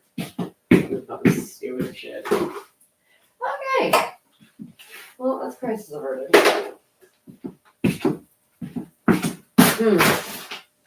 That one there. That would fucking do you. Woof. Woof. God damn. Yeah. It's not right. I don't even know what to do with that thing. Okay. I think I'm gonna cough on this box. Can't handle it. It's fucking annoying in the way. Okay. I don't even know what that is. On black. Let's see. I'm looking around and I want to paint it black.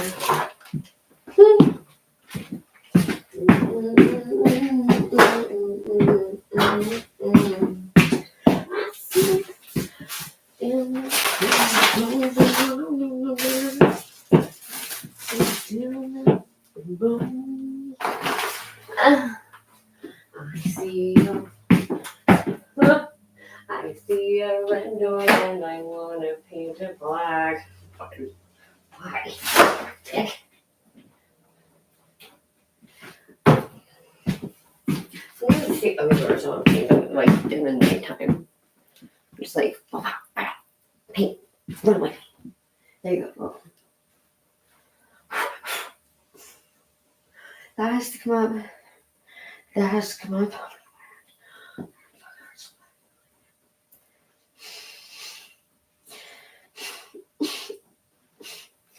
I still don't work out the fucking. No, I'm gonna do surgery. I don't even give a shit. Probably would fucking cascaded better. And a bunch of other shit started to fuck up. Oh my god.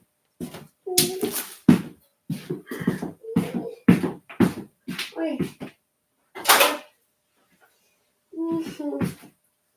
Okay. That is empty. Okay. That sounds like my dog.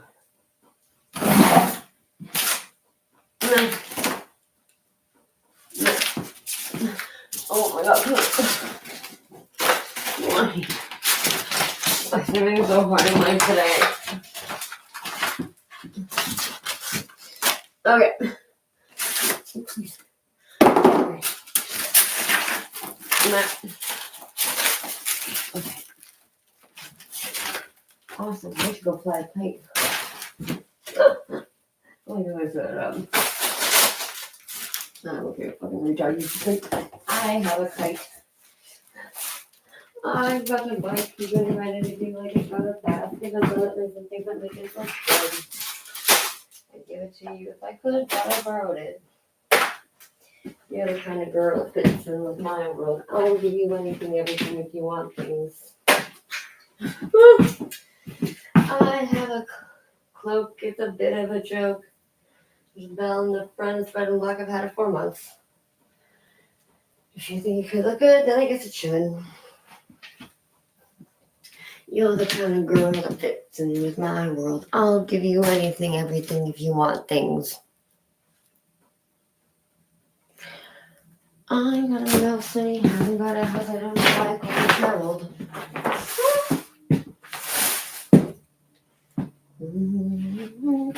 But he's a good mouse. You're the kind of girl that fits in with my world. I'll give you everything, anything if you want things. I've got the plan of a gingerbread man. You're a man, never a man, love the gingerbread man. Even if you were put on a dish, you're the kind of girl that fits in my room. I'll give you anything. Oh, cool, treasure sheets. Fuck yeah. Anything if you want things. Ah, fuck. Okay.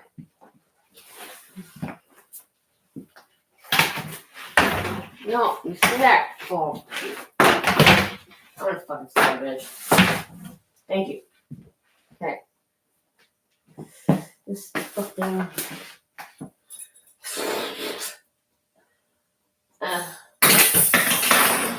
We do and don't know. We check. Throw it and hope the best. Ow! I don't know what the fuck just hurt.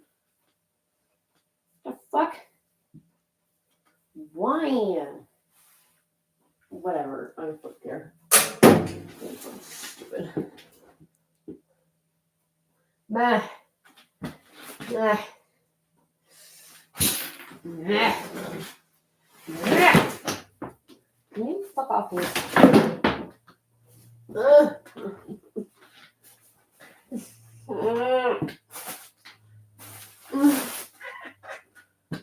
Oh, I don't have to sleep.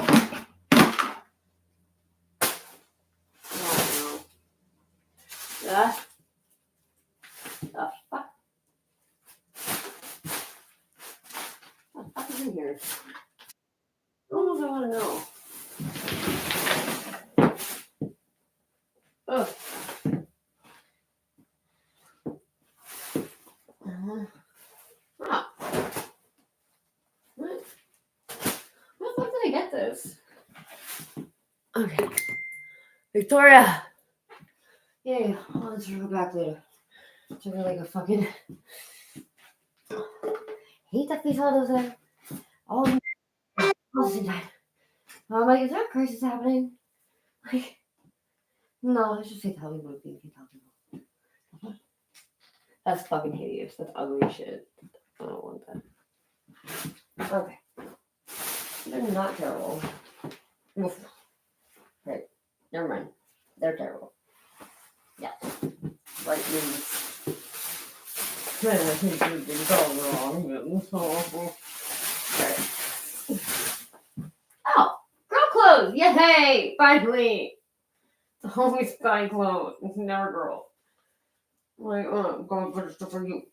This is just stupid. What? Okay, no, it's not terrible. Kind of, but these have never been worn. What does that say? Metaphor?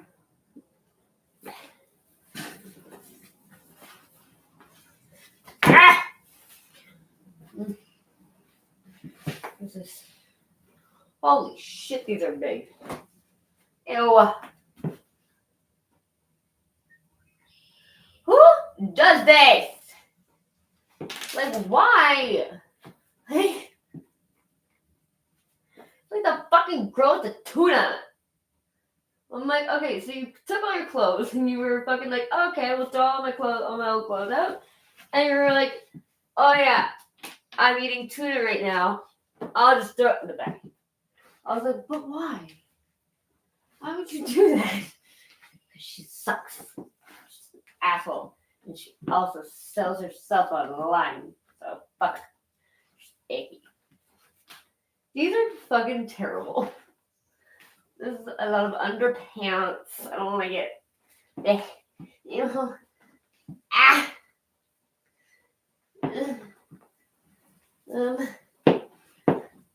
Oh, sorry. All this is donation. Oh god. Gross. Donation.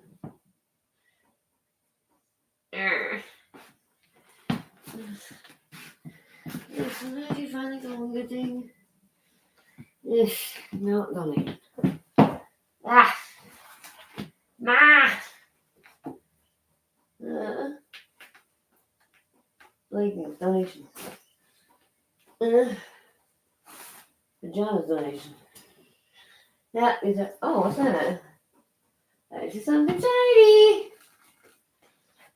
Okay, well, please. Fucking cooperate, please. What's this? What is this? What's this? What's this? There's color everywhere. What's this? There's white things in the air. What's this? Street lines, little creatures laughing. Everybody seems so happy. Have I possibly gone deaf? Oh, cool. Disney princesses? Yeah, gross. Fucking all not great role models. This lady literally only shops at Raymond's. Okay. I've never shopped at Raymond's. I have no clue how expensive their clothes are.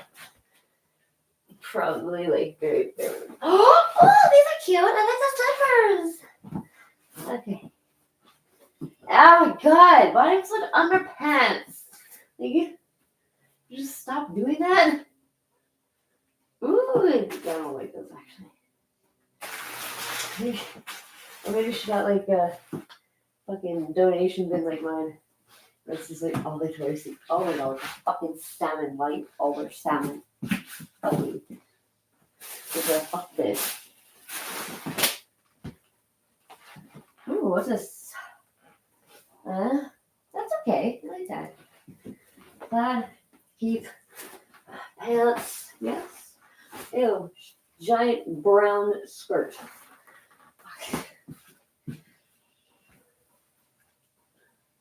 Meh.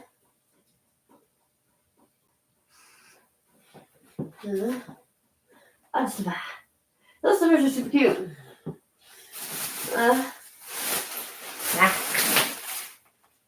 $1. What is that? A tablecloth? What the fuck? This is like a weird combination of stuff. What is this? More pants. What is that? A super ugly shirt. And we're done. Okay, this actually goes in the garbage. I'm obviously not gonna fucking give it to Victoria to go through. That is like, there's like fucking old ass food in it.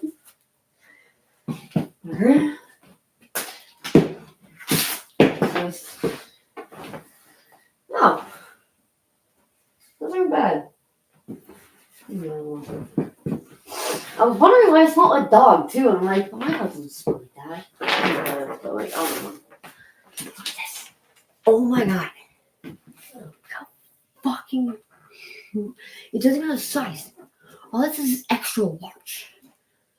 That's a hate crime against women. It's fucking inhumane. Whose fucking boobs are that big? Like, be constantly in pain. Okay. Oh no, what's that? What is it? Oh no.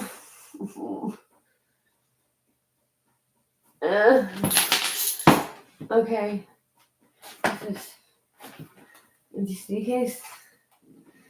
Yeah, garbage. Okay, I'm gonna fucking move this. Oh, it's an empty bottle.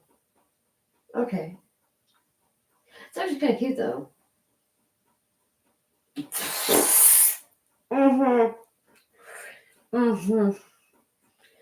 Okay. Cute bottle. Oh, good breeze. I like that. Oh,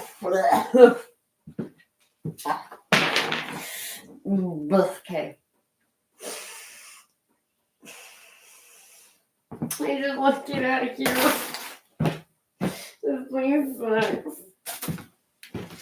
It's aching down here. Oh, God. I taste it. Okay. Yeah. Okay. Fuck, that bitch smells bad. Wow. Okay. Wait. I don't even care if I like fucking offend people. If you smell really bad, I'm gonna tell you, your perfume's fucking bad. Like, it does not go good. People won't want to die. I'm just shit about like, oh, popcorn melted, you're creeping the onions. That's showing.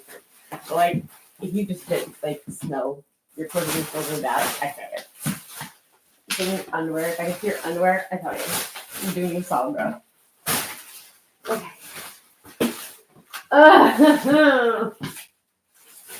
Please control. Okay. We're okay. Oh, God. Okay. We're okay.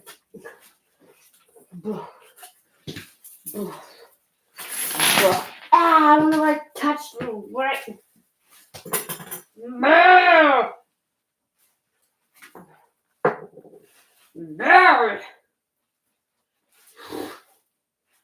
Okay. Okay. Come on.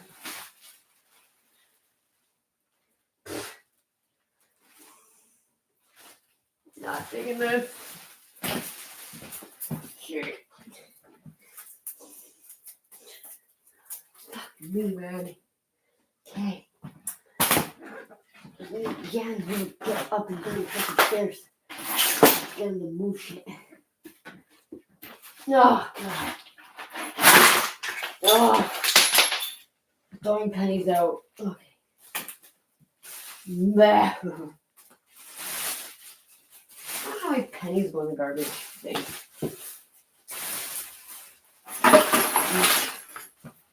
I could do math on it. But I fucking really good at algebra. And ever. Okay. Okay.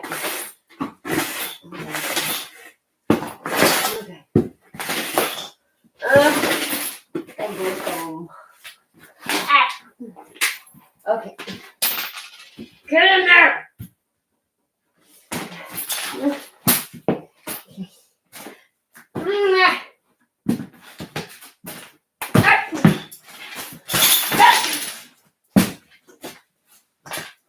Okay.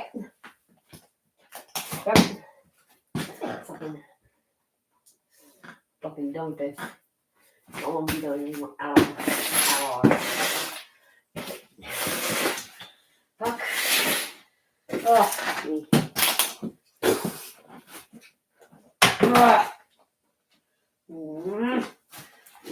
The camper. Don't like this. My glove's dying. Yay! Fucking clothes pegs! Finally, I said I put them somewhere to see. I don't really want it.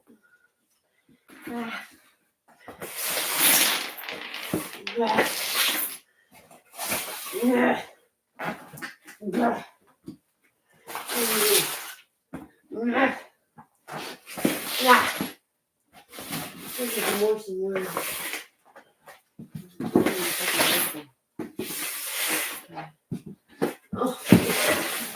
Oh my God.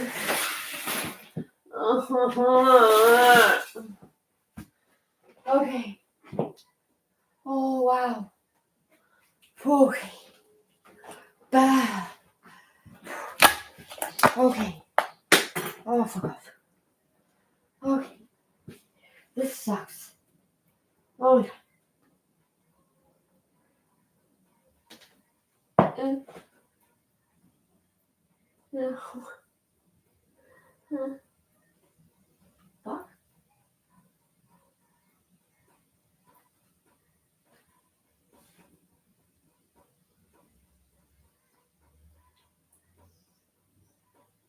What is that? Come on.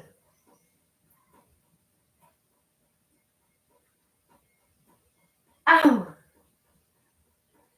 Fucker. Someone's dog getting like beaten? Sounds like it. Please, please. Fucker.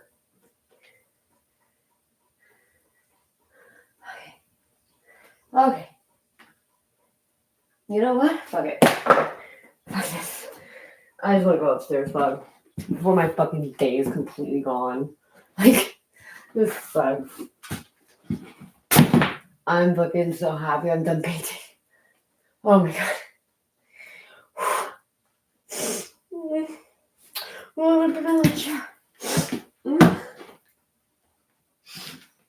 Okay.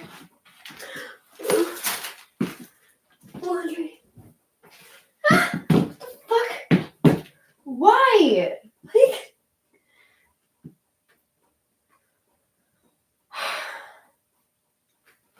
Okay.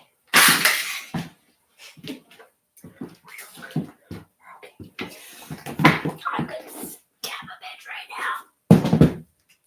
Okay, this has to come upstairs. One of these has to come upstairs. All of those have to come upstairs. These are basically done. Blurp. Blurp. Straight or okay.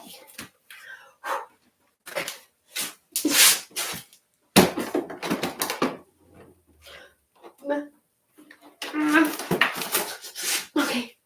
Up. Oh, fine. Okay. 1, 2, 1. Okay.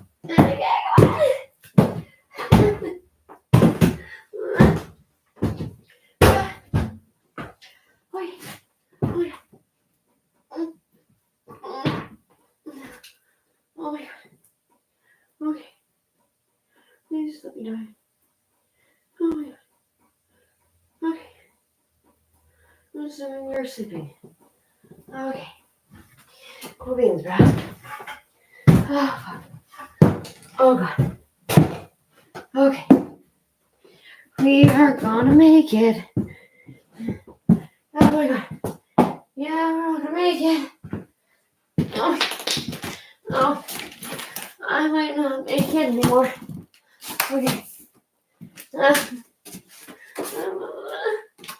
You. I guess these. Okay. Ah! Okay. Upstairs. One, 1, 2, 1, 2. 1, 2. Oh fuck! Ah!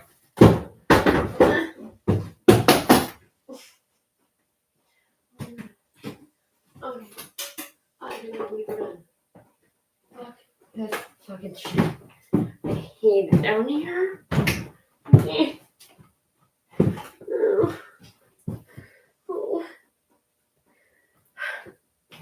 Okay. Oh.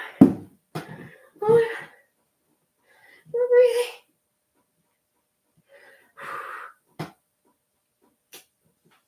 Ow.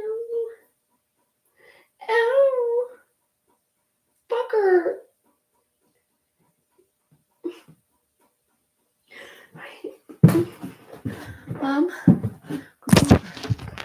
Fuck, I need a fucking cigarette like now. Fuck.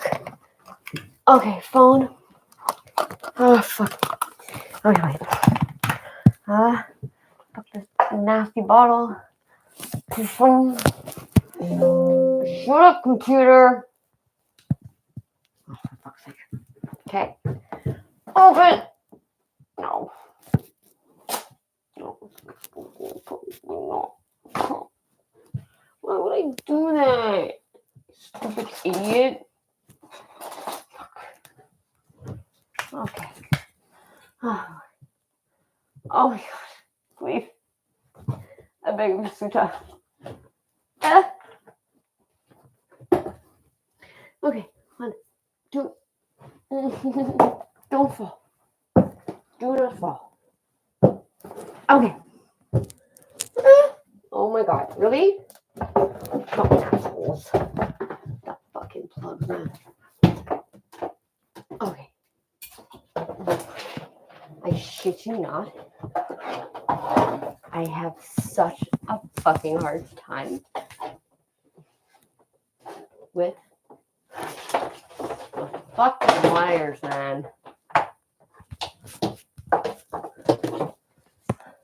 They are not flexible whatsoever. Like, sometimes you just like pop, pop, pop, and they untangle. No, not these ones. These ones you can literally walk your ass back down. Holy fucking shit, man. Okay. Oh god. Okay. Okay. Oh.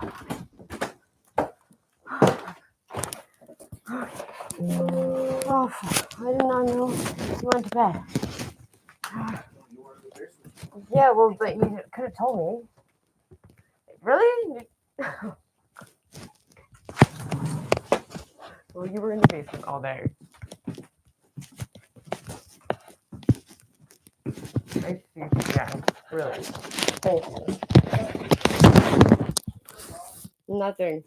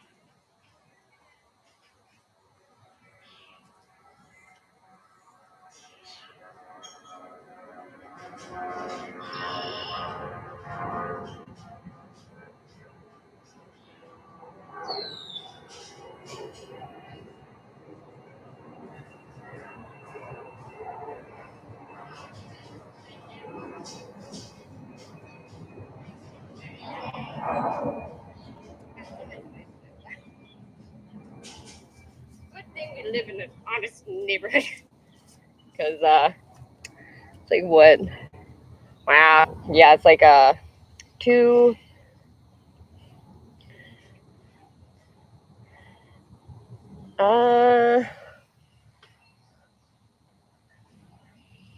Close to $3,000 of devices. Cool.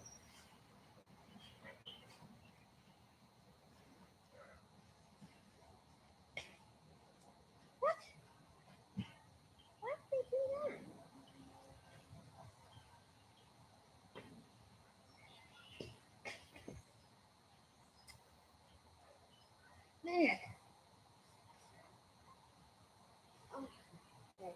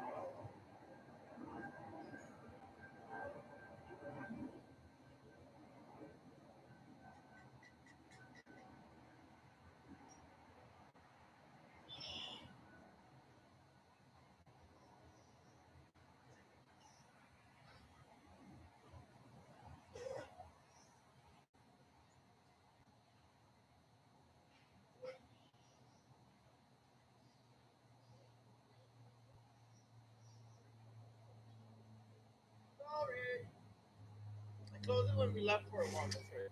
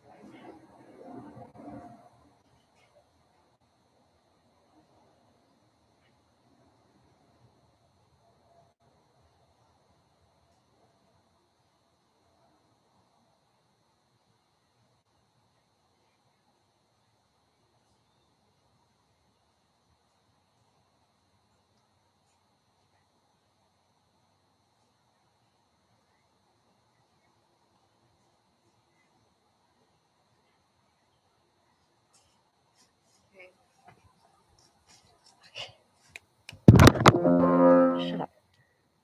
Eh? Meh. Meh. Mm. Mm.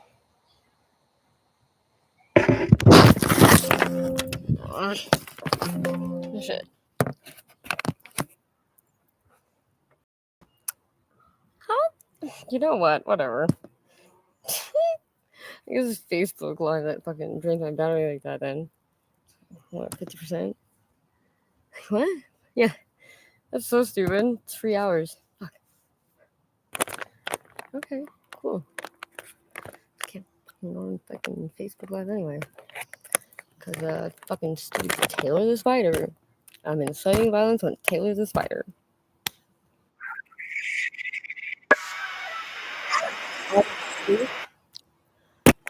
Every time.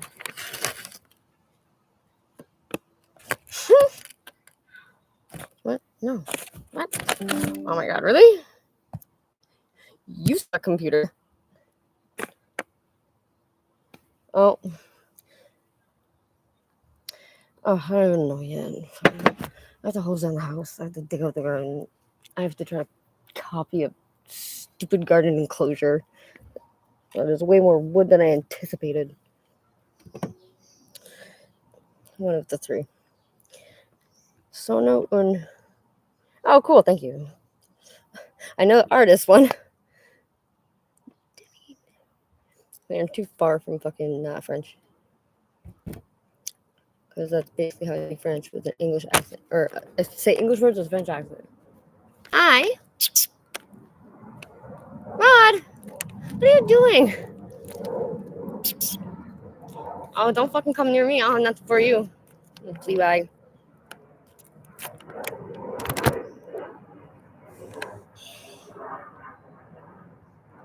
Are we gonna do the tongue? Oi! Fucking leave Rod alone. What is your deal?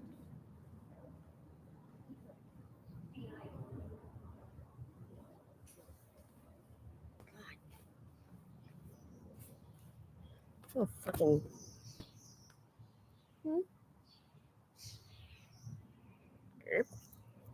Can we just like do the thing? Because I have to watch an ad every time I do. That's why.